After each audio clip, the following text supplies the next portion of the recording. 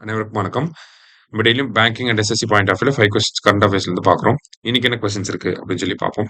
First one 32nd APEC summit held in which city அப்படின்னு சொல்லி கேட்டிருக்காங்க.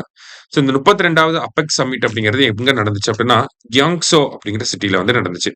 அப்பெக் அப்படின்னு சொல்லி பார்த்தீங்கன்னா நமக்கு 1989ல ஸ்டார்ட் பண்ணியிருப்பாங்க. ஹெட் குவார்ட்டர்ஸ் வந்து சிங்கப்பூர்ல வந்து இருக்கு. எவ்வளோ மெம்பர் கண்ட்ரிஸ் இருக்காங்கன்னா 21 மெம்பர் கண்ட்ரிஸ் வந்து இருக்காங்க. இந்தியா மெம்பரா அப்படின்னு கேட்டா India is not a member. சரியா, இந்தியா வந்து மெம்பர் கிடையாது. நெக்ஸ்ட் அப்பெக் சமிட் எங்க நடக்க போகுதுன்னா ஷென்ஷன் அப்படிங்கிற சிட்டில நடக்க போகுது. ஷென்ஷன் எங்க இருக்கு அப்படின்னா சைனால வந்து இருக்கு. சரியா, அடுத்தது இந்த கியாங்ஸோ அப்படிங்கிறது எங்க இருக்குன்னா சவுத் கொரியா. ஓகேவா, அடுத்தது which of the following city has been added to the UNESCO creative cities network அப்படின்னு சொல்லி கேட்டிருக்காங்க. யுனெஸ்கோவோட கிரியேட்டிவ் சிட்டிஸ் நெட்வொர்க்ல எந்த சிட்டியை ஆட் பண்ணியிருக்காங்கன்னா லக்னோ வந்து ஆட் பண்ணியிருக்காங்க. ஸோ லக்னோவை பொறுத்த வரைக்கும் பார்த்தீங்கன்னா இந்தியாவில் ஃபுட்டுக்கு ஃபேமஸான ஒரு சிட்டி அப்படின்னா லக்னோ. சரிங்களா, அதனால தான் இந்த வருஷம் வந்து லக்னோவை வந்து ஆட் பண்ணியிருக்காங்க கிரியேட்டிவ் சிட்டிஸ் நெட்வொர்க்ல. மொத்தம் எவ்வளோ சிட்டிஸ் வந்து இருக்கு அப்படின்னு சொல்லி பார்த்தீங்கன்னா 408 சிட்டிஸ் வந்து இருக்கு. இந்த வருஷம் மட்டும் 58 சிட்டிஸ் வந்து ஆட் பண்ணியிருக்காங்க. சரியா, அடுத்தது the annual financial debt accumulated by Indian households has grown faster than their annual financial asset அப்படின்னு சொல்லி கொடுத்திருக்காங்க.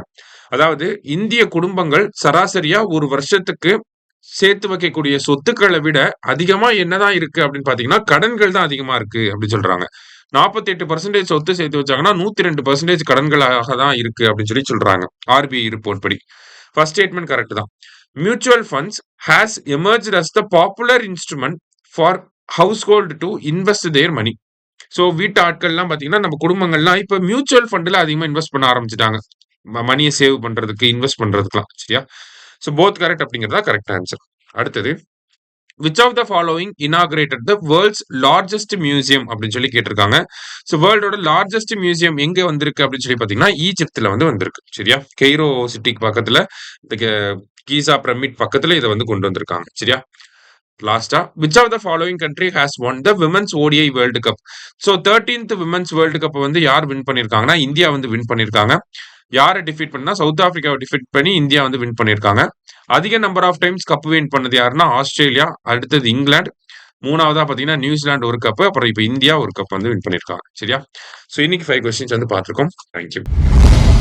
சுரேஷ் IAS அகாடமி வெற்றியின் முகவரி.